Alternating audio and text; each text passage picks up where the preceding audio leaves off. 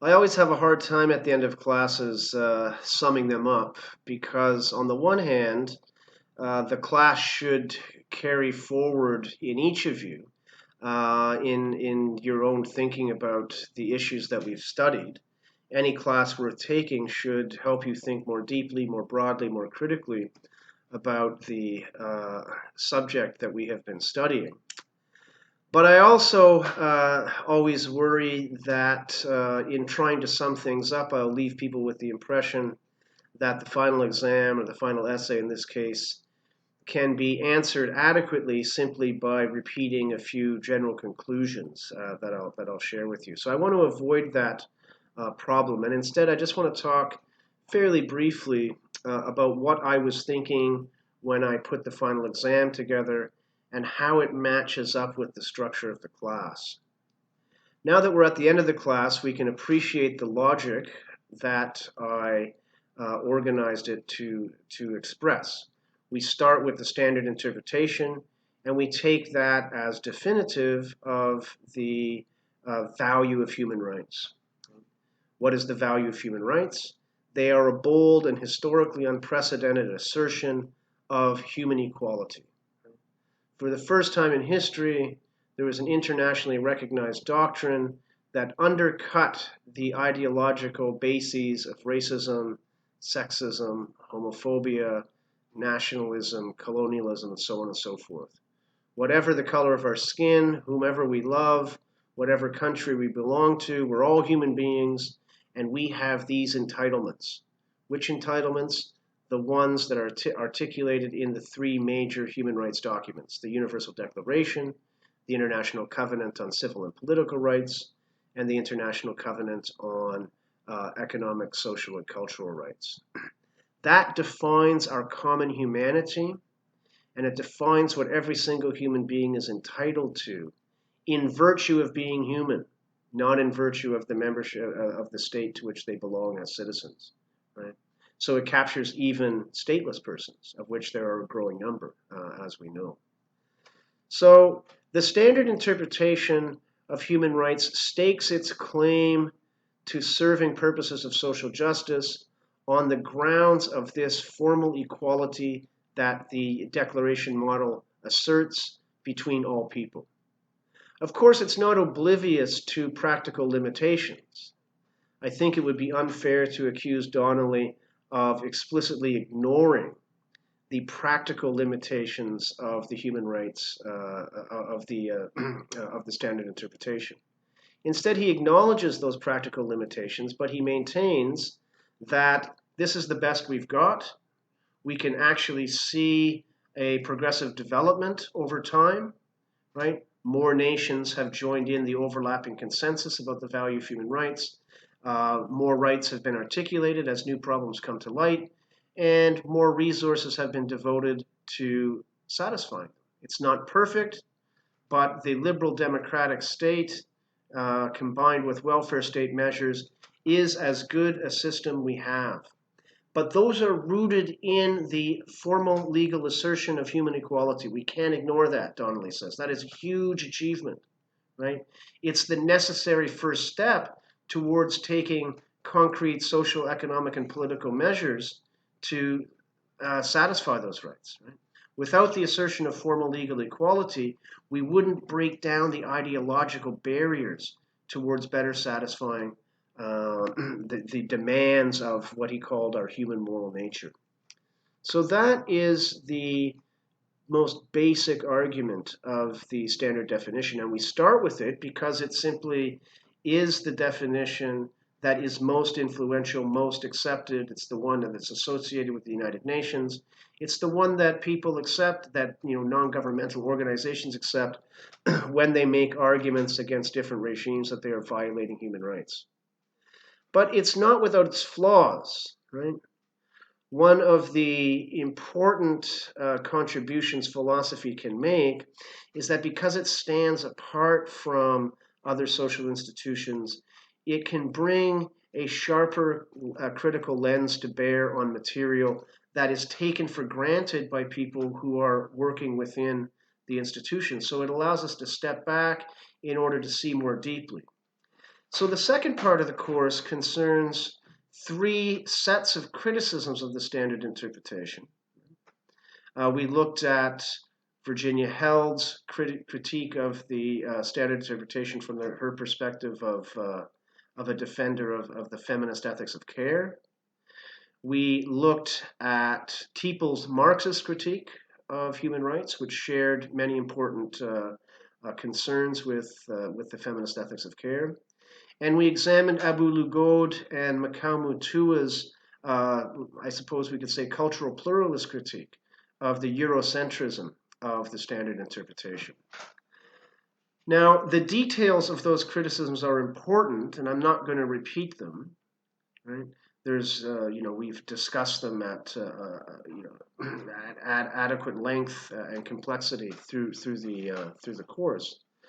But I want to draw out what I think they all share.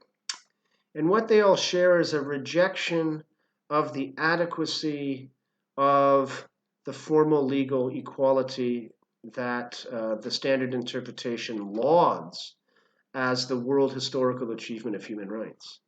In a nutshell, they all say, well, at the level of theory, I suppose it's important to assert that there is a shared humanity. But on the ground, lived reality is far different. There are massive inequalities between the global north and the global south.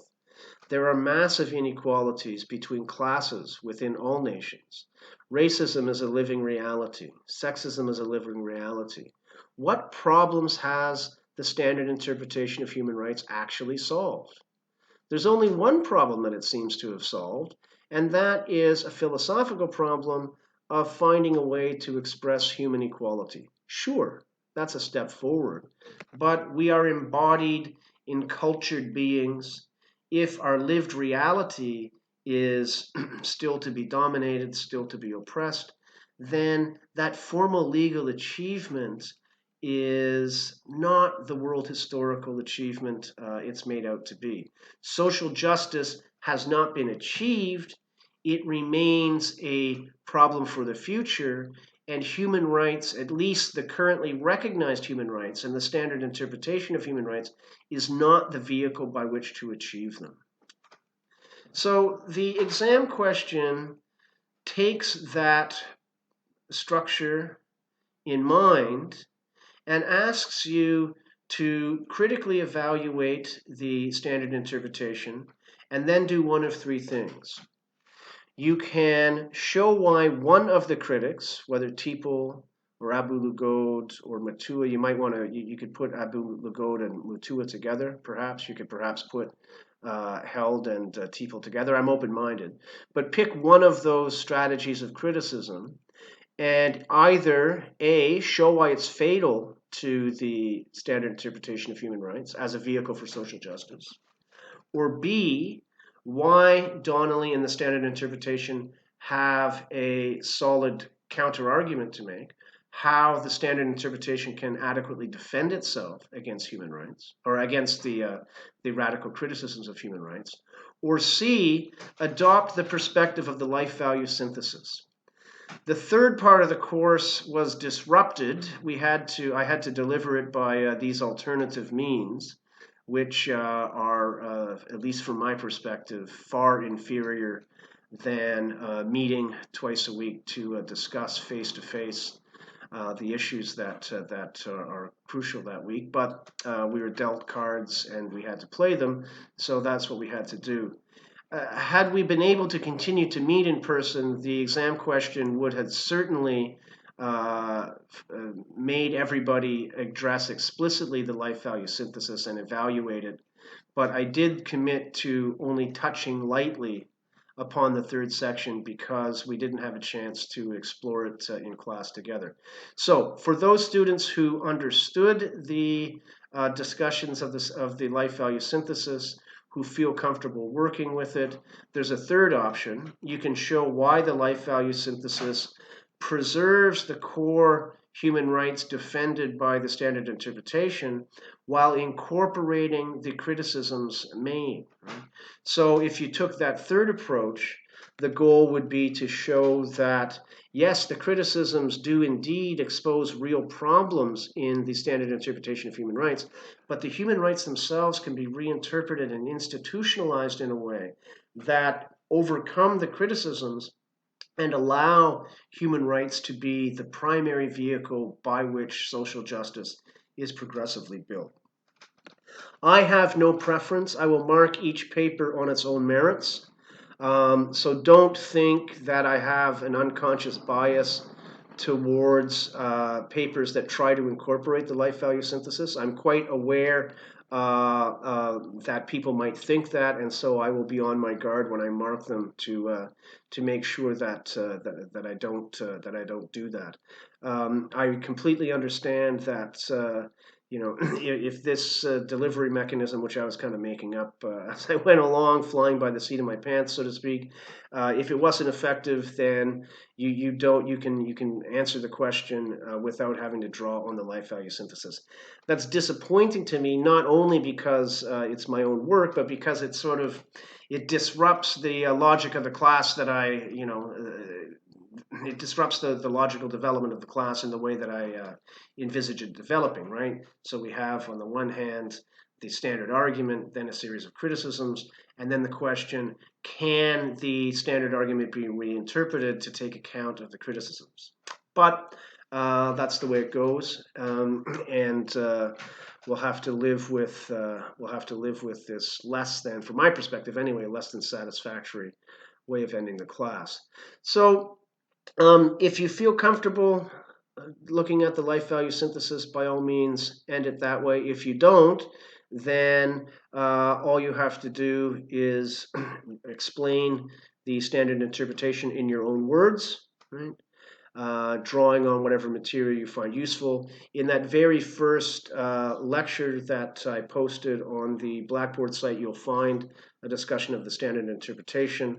I also discuss it in the Human Rights as Hinge Principles essays, and Donnelly was the primary exponent of the standard interpretation. Muller-Oken is a feminist version of it.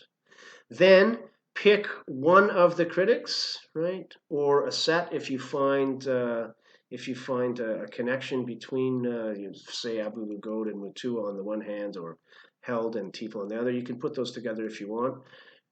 Explain the criticism, focusing on the opposition between formal legal equality on the one hand and substantive equality on the other. And then ask, can the standard interpretation respond? Right?